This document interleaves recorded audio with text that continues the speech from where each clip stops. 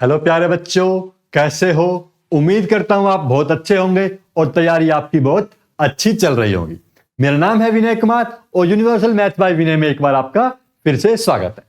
आज हम लेके आए हैं पेपर नंबर 5 जो ओसवाल के पेपर है, सेल्फ असेसमेंट पेपर, उनका सॉल्यूशंस सेक्शन सी का 3 मार्क्स के मोस्ट इंपोर्टेंट क्वेश्चंस है। आपको एक स्टेप बाय स्टेप समझाएंगे। क्वेश्चन नंबर 26 आपके सामने ये रहा। तो क्वेश्चन क्या कह रहा है? कह रहा है grow more plantation have 2 rectangular field of the same width but different length. कह रहा है जो दो खेतों में क्या है, पेड़ लगाने हैं और वो क्या है, उनकी विड्थ तो क्या होगी भाई, सेम होगी, लेकिन लेंथ क्या है, अलग अलग है। ठीक है। अब कह रहा है they require to plant 84 plant in one field and 231 in other field. अब कह रहा है the tree planted in the same number of row. Same number of row मतलब भाई अगर इसके अंदर 4 रो में पेड़ लगाए गए हैं तो इसमें भी कितने में लगेंगे, 4 में लगेंगे, लेकिन कॉलम क्या हो सकते हैं, डिफरेंट हो सकते हैं, कितने भी कॉलम बन जाए। अब हमें क्या करना है, number of row find out करनी, जो क्या होगी, सेम होनी चाहिए। अब सेम नंबर ऑफ रो कैसे निकलेगी? दो नंबर में से हमें सेम नंबर निकालना है, एक ऐसा कॉमन नंबर जो दोनों नंबर में मिले। तो उसके लिए हमें क्या करना पड़ता है, हमें करना पड़ता है HCF फाइंड आउट, यानी कि हाईएस्ट कॉमन फैक्टर जो उन दोनों नंबर में मिलेगा, इसको हम यहां पे फाइंड आउट करेंगे।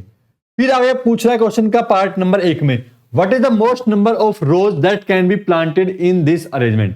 सबसे अधिक से अधिक रो कितनी प्लांट की जा सकती है, यानी कि जो कॉमन नंबर निकलेगा वही क्या होगी, मोस्ट नंबर ऑफ रोज होंगी हमारे पास। तो प्राइम फैक्टराइजेशन करते हैं इसका 84 का। 2 चौक 8, 2 दूनी 4, 2 दूनी 4, 2 एकम 2, 3 7 21, 7 एकम 7। इसी प्रकार 2 3 1, भाई 2 से जाएगा नहीं, 3 से, 3 7 21, 3 7 21, 7 एकम 7, 7 एकम 7, ये आ गया। तो हमारे पास 84 का प्राइम फैक्टराइजेशन बना 2 इंटू 2 इंटू 3 इंटू 7, और 231 का प्राइम फैक्टराइजेशन बना हमारे पास 3 इंटू 7। तो common factor, highest common factor क्या निकल के आया भाई, 21 निकल के आया। क्या निकल के आया भाई, 21। तो जो नंबर ऑफ रोज होंगी इन फील्ड के अंदर, तो वो कितनी होगी, number of rows is equal to 21। ठीक है, क्वेश्चन समझ में आया कैसे क्या किया हमने, और शो योर वर्क, यही हमारा काम होगा। अब चलते हैं आगे। अगर देखो अब यहां पे हमारे पास इसमें 84 है, इसमें 231 है। अगले वाले पार्ट में क्या कह रहा है, if tree are planted in the number of rows obtained in part 1। जितना पार्ट 1 में हमने नंबर ऑफ रो निकाली है, जब 84 प्लांट लगाए गए थे तो 21 रो बनी, 231 प्लांट लगाए गए तो भी 21 रो बनी। तो बताओ कॉलम कितने बनेंगे। तो फॉर नंबर ऑफ कॉलम, इसे ए नाम देते हैं, इसे बी नाम देते हैं, फील्ड, ठीक है, कॉलम इन ए फील्ड। भाई ए फील्ड में कितनी हो जाएगी हमारे पास, यहां पे rows into column equal to में क्या आना चाहिए, 84। भाई नंबर ऑफ 84 प्लांट आने चाहिए ना, कि रो में लगे प्लांट और कॉलम में लगे प्लांट सबको मल्टीप्लाई करके कितना बन जाए, 84। रो हमारे पास 84 आई, कॉलम सी, तो 84।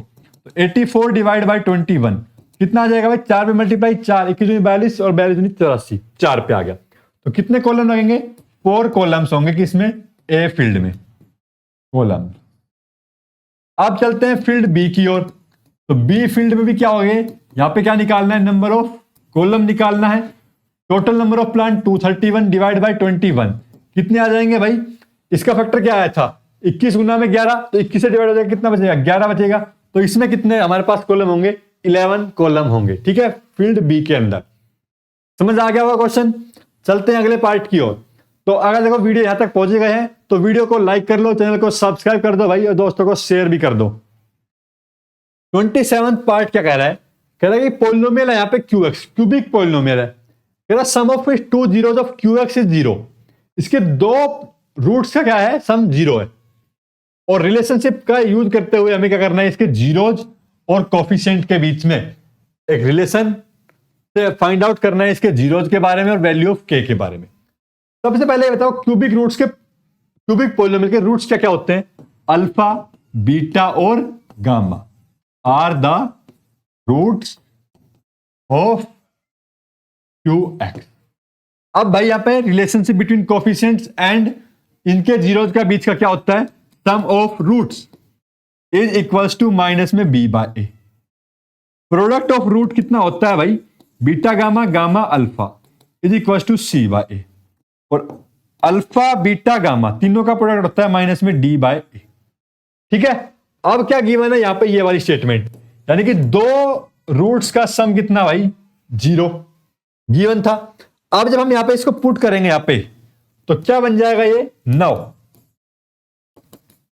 अल्फा प्लस बीटा की वैल्यू 0, बचा यहां पे गामा माइनस में बी, ये हमारे पास है माइनस में बी, माइनस ऑफ -2 अपॉन में ए, कितना आया भाई, गामा की वैल्यू आ गई हमारे पास यहां पे 2, भाई गामा कितना आ गया, 2 आ गया। ठीक है, यहां से हमारे पास क्या निकल के आएगा, यहां से निकल के आएगा अल्फा इक्वल टू माइनस में बीटा। अब यहां पे देखो इस वाले पार्ट से, इधर से क्या कर दे हम, इस वाले में अल्फा इंटू बीटा तो मल्टीप्लाई में रखते हैं, यहां से हम क्या कर लेते हैं, इधर से गामा कॉमन निकाल लेते हैं, तो गामा कॉमन निकालेंगे तो क्या बनेगा, बीटा प्लस में alpha is equal to C by A. C की वैल्यू कितना भाई, माइनस का 9, ए की वैल्यू कितना 1, ये हमारे पास 0 है, तो अल्फा इंटू बीटा की वैल्यू कितनी आ गई, माइनस में 9 आ गई। ये देखो यहां पे पुट करो अल्फा बीटा की वैल्यू, अगर अल्फा बीटा की वैल्यू मैं यहां पे पुट कर दूं, या फिर देखो यहां पे हमारे पास अल्फा किसके बराबर आ चुका है, बीटा आ चुका है, तो इनको सोल्व करते हैं, इन दोनों को सोल्व करेंगे, अल्फा बीटा के बराबर है, तो अल्फा को किससे रिप्लेस कर दूं मैं, माइनस बीटा से, तो बीटा का स्क्वायर और माइनस आ गया बाहर इक्वल टू माइनस में 9, माइनस ने माइनस खत्म, बीटा की वैल्यू आ गई प्लस माइनस में 3। ठीक है, बीटा की वैल्यू कितनी आ गई, प्लस माइनस में 3 आ गई। अब अल्फा की वैल्यू क्या आएगी, तो हमारे पास क्या क्या वैल्यू आ गई, अल्फा की जब माइनस बीटा के बराबर है, जब हमारे पास बीटा 3 होगा तो अल्फा कितना मिल जाएगा, -3, बीटा जब हमारा -3 होगा तो अल्फा क्या मिलेगा, हमें 3 मिलेगा, और गामा हमारे पास ऑलरेडी हम पहले फाइंड आउट कर चुके हैं, कितना आया था, 2 आया था। तो क्या निकालना था, इसके सभी रूट्स की वैल्यू निकालनी थी, ये आ गए इसके रूट्स। ठीक है, जीरोज ऑफ क्यू एक्स, तो इसके तीनों जीरोज यहां पे आ चुके हैं।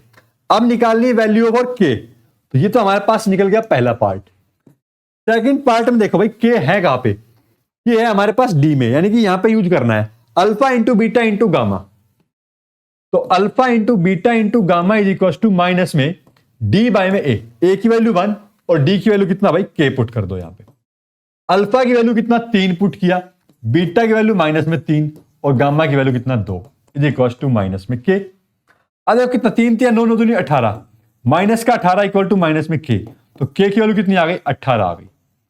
के की वैल्यू देखो सेम ही आएगी दोनों जगह से, चाहे कुछ भी हो जाए। इधर से हम बीटा इसको माइनस का अल्फा पुट करेंगे, माइनस का पुट करेंगे अल्फा को, तो एक टर्म क्या रहनी, नेगेटिव रहनी, नेगेटिव नेगेटिव कट जाएगा, तो के की वैल्यू क्या आने वाली, जब भी 18 ही आने वाली है। क्वेश्चन समझ में आ गया होगा कि सर हमने अल्फा और के की वैल्यू फाइंड आउट की। चलते हैं अगले सवाल की ओर, बड़ा ही मस्त सवाल है और चॉकलेट खिलाई जाएगी आपको, और क्वेश्चन को अच्छे से समझना, स्टेप बाय स्टेप आराम आराम से करेंगे इस क्वेश्चन को सॉल्व। कह रहा है Anuj had some chocolate and he divided in 2 lot A and B. भाई 2 लोट में क्या कर लिया उसने, डिवाइड कर लिया, उसके पास कितनी चॉकलेट है हमें नहीं मालूम। कह रहा है उस पहले लोट को किस हिसाब से सेल करता है, कह रहा है at the rate of ₹2 for 3 chocolate, 2 रुपए लेता है 3 चॉकलेट के, and the second lot at the rate of ₹1 पर चॉकलेट, और दूसरे लोट के लिए ₹1 एक चॉकलेट पे। तो हम लेट कर लेते हैं, let lot A has chocolate x and B has chocolate y. ठीक है, नंबर ऑफ चॉकलेट आ गए हमारे पास। अब ₹2 में कितनी चॉकलेट दे रहा है भाई, 3, यानी कि 3 चॉकलेट कितने रुपए की आ रही है, ₹2 की आ रही है। एक चॉकलेट कितने की आएगी भाई, 2/3 की आएगी, तो एक्स चॉकलेट कितने की आएगी हमारे पास, 2x बाय 3 रुपए की आएगी। इसी प्रकार से हमारे पास ये तो हुआ किसके लिए, लोट ए के लिए। लोट बी के लिए क्या होगा भाई, ₹1 की एक चॉकलेट, ₹1 में एक चॉकलेट ₹1 की, एक चॉकलेट ₹1 की, तो वाई चॉकलेट वाई रुपीज की। अब क्वेश्चन में कह रहा है कि ये खरीदने कितने में बेच रहा है, टोटल 400 में बेच रहा है, कितने में, 400 में। तो लोट ए की चॉकलेट जहां में लोट वाई की चॉकलेट इज इक्वल्स टू में 400। सिंप्लीफाई करो, 2x plus 3y is equals to 1200। ये बन गया हमारे पास यहां पे इक्वेशन नंबर 1। ठीक है, सेकंड पार्ट में देखो क्या कह रहा है, सेकंड पार्ट में भी सेम काम हो रहा है। कह रहा है पहले वाले लोट में तो चॉकलेट बेच रहा है 1 रुपए की 1, और दूसरे वाले लोट से क्या बेच रहा है 4 रुपए में 5 चॉकलेट। तो इसमें भी सेम काम करना है। फिर कह रहा है टोटल कलेक्शन कितने का हो रहा है, 460 का हो रहा है। कह रहा है find the number of chocolate he did. तो सेम काम करेंगे यहां पर भी। हम यहां पे लोट ए की चॉकलेट हमने एक्स मानी है, तो कितना भाई 1 रुपए में कितनी 1 चॉकलेट। तो एक्स चॉकलेट कितने रुपए की, कितने की हो गई एक्स चॉकलेट, एक्स रुपए की हो गई। इसी प्रकार से हमारे पास यहां पे 1 चॉकलेट, 5 चॉकलेट कितने रुपए की आ रही है, 4 रुपए की। 5 चॉकलेट कितने की आ रही है, 4 रुपए की। और 1 चॉकलेट कितने की हो जाएगी हमारे पास यहां पे 4/5 रुपए की। तो वाई चॉकलेट कितने की हो जाएगी यहां पे हमारे पास 4/5 वाई रुपए की। टोटल रुपए में कितने बेच रहा है, 460 में बेच रहा है। तो x प्लस में 4y अपॉन में 5 कितने का हो जाएगा भाई, ये 460 का हो जाएगा। सिंप्लीफाई करते हैं इसको, देखो 5x plus 4y is equal to 5 0 0 5 6 30 5 चौक 20 और 3 23। ठीक है, ये हमारे पास बन गई दूसरी इक्वेशन। अब इन दोनों इक्वेशंस को सोल्व करेंगे और क्या निकालेंगे, चॉकलेट निकालेंगे एक्स और वाई में लोट अलग अलग में कितनी कितनी है। तो चलते हैं भाई दोनों को इक्वेशंस। यहां पे क्या आई 2x प्लस में 3y, 2x प्लस में 3y इज इक्वल टू 1200 और 5x प्लस में 4y इज इक्वल टू 2300। इस इक्वेशन को क्या कर दो भाई 5 से मल्टीप्लाई और इसको क्या कर दो 2 से मल्टीप्लाई कर दो। ठीक है, तो 5 से मल्टीप्लाई करेंगे 5 दूनी 10, ये आ गया हमारे पास 10x जमा में 5 तिया 15y और 12 पंजू 60, 12 पंजू 60। ठीक है, और 2 0, 2 से करेंगे 2 5 10x, 2 चौक 8y और 23 दूनी 40। अब क्या कर दो भाई सबट्रैक्ट कर दो, दोनों टर्म खत्म। 15 में से 8 गया 7, ये बच्चा 1400। Y 200 chocolate. तो वाई क्लोट में कितनी आई भाई 200 चॉकलेट आई। पुट कर दो इस वाई को यहां पे 2 into x plus 3 into 200 is equal to 1200। 1200 minus 600 कितनी आई भाई 600 आई, और एक्स की वैल्यू कितनी आ गई 300। तो लोट ए में नंबर ऑफ चॉकलेट कितनी 300, लोट बी में नंबर ऑफ चॉकलेट कितनी 200। ये आपको लिख देना है। क्वेश्चन आपका हो गया सोल्व। बिल्कुल आराम आराम से अगर इस क्वेश्चन को सोल्व करोगे तो आराम से क्वेश्चन सोल्व हो पाएगा। ये वाला जो स्टेप है इसमें गड़बड़ मत कर देना, ये मोस्ट इंपॉर्टेंट है। हमारे पास क्या 3 चॉकलेट अगर 2 रुपए में आ रही है ये करना है। कई बार हम क्या करते हैं यहाँ पे जो मिस्टेक पॉइंट है आपका वो क्या हो जाता है, वो हो जाता है 2 रुपए में 3 चॉकलेट। तो 1 रुपए में कितनी भाई 3/2 चॉकलेट। नहीं, हमारे पास क्या गिवन है यहाँ पे रुपए गिवन है। जब रुपए गिवन है तो हम निकालेंगे यहाँ पे नंबर ऑफ चॉकलेट से कितने रुपए में आ रही है। ठीक है, अगर यहाँ पे चॉकलेट गिवन होती तब हम यहाँ पे जो काम अभी कर रहे थे वो वाला काम करते। अगला सवाल देखो इसी का और वाला पार्ट, कह रहा है a father age is 3 times the sum of the age of his 2 children. अब यहाँ पे गिवन क्या है, एज ऑफ चिल्ड्रन गिवन है और फादर की एज क्या है यहाँ पे इस प्रकार से निकालनी है। रिलेशन बन रहा है यहाँ पे। तो let sum of ages of his 2 children कितना हो गया भाई x। तो फादर एज कितनी हो जाएगी यहां पे हमारे पास, क्या कह रहा है 3 टाइम्स द सम ऑफ, भाई कर दिया 3 टाइम्स सम ऑफ एज, हमने x ही मान लिया यहां पे। After 5 year as,